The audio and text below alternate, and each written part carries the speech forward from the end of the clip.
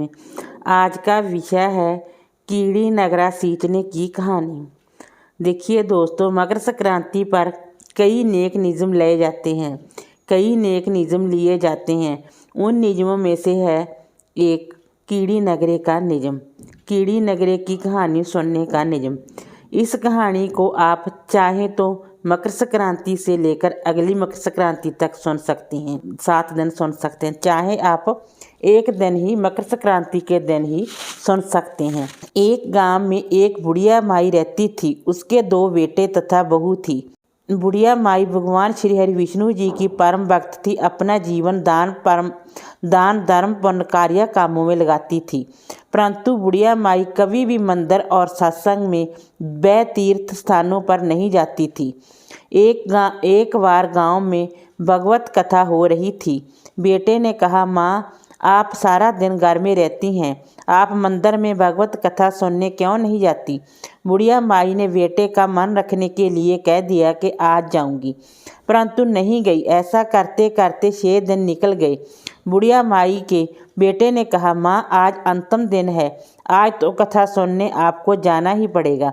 सारा दिन घर का काम करके बुढ़िया माई ने जाते जाते इतनी देर कर दी कि अंतिम दिन की भगवत कथा भी समाप्त हो गई। भगवान श्री हरि विष्णु सन्यासी का रूप धारण करके बुढ़िया माई के पास आए और बोले, बुढ़िया माई, तुम कहाँ जा रही हो? बुढ़िया माई ने कहा, मैं भगवत कथा सुनने जा रही हूँ।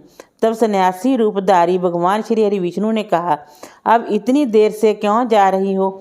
वहाँ तो अब कथा समाप्त हो गई है, अब वहाँ जाकर क्या करोगी?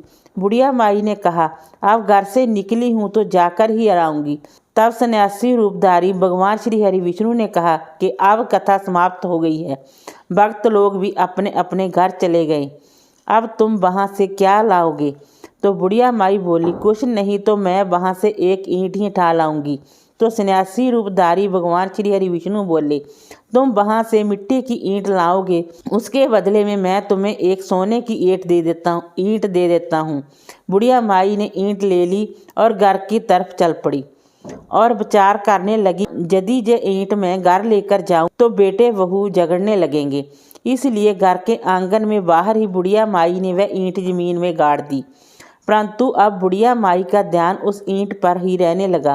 खाने पीने, घर के काम करने में सदैव बुढ़िया माई अपना ध्यान सोने की ईंट पर लगाए रखती। बेटे बहू ने पूछा, माँ, पूरे दिन घर के आंगन में क्या करती रहती हो? तो बुढ़िया माई ने कहा, मैं आने जाने वाले को देखती रहती हूँ। एक दिन बुढ़िया माई मर गई। जमराज के दूत बुढ़िया माई को लेने आए। बुढ़िया माई को लेकर धर्मराज जी के पास पहुँचे और धर्मराज जी को सारी बात बतलाई। धर्मराज जी ने बुढ़िया माई को कुतिया की जोनी दे दी और कुतिया उसी पेड़ के नीचे बैठी रहती। बुढ़िया माई की बहू ने कहा, इस कुतिया को जहाँ से भगाओ, नहीं तो ये बच्चों को काट जाएगी। तो उसके बेटे ने उसकी पीठ पर एक लकड़ी मारी और बुढ़िया माई मर गई और उसको सर्प की जोन मिली।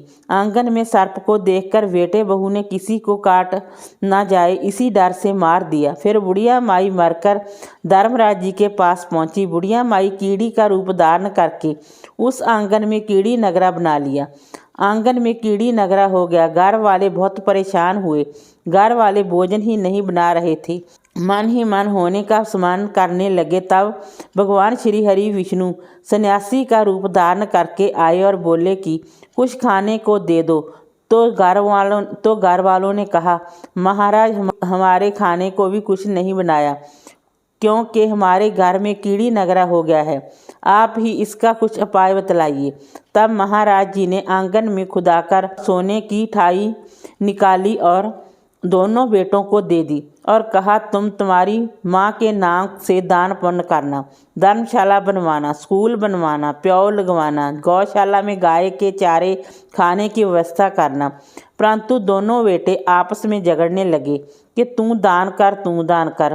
किसी ने बुढ़िया माई के नाम से कोई दान नहीं किया और कीड़ी नगरा वहाँ उस स्वरूप में स्थापित रहा। कुछ दिन बाद सन्यासी वापस आया और बूढ़ी माई के बेटों ने भगवान स्वरूपधारी सन्यासी महाराज से कहा कि हमारी घर की हालत वैसी की वैसी है, कीड़ी नगरा तो वैसे का वैसा ही है, तब साधु रूप धारी सन्यासी महाराज ने कहा, वह सोने के ईंट के टुकड़े लाओ और उन्हें बेचकर उनसे जो भी धन मिले उसे तुम्हारी माँ के नाम से दान पुण्य करो।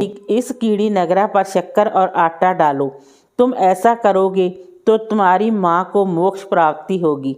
और उनके घर से कीड़ी नगरा चला गया। जो व्यक्ति प्रतिदिन सुबह सुबह आटा और शक्कर कीड़ी नगरे पर डालता है वह सदैव धनवान पुत्र, मान संपन्न, सुख शांति से जीवन यापन करता है। उसके घर में कभी कोई कष्ट नहीं आता।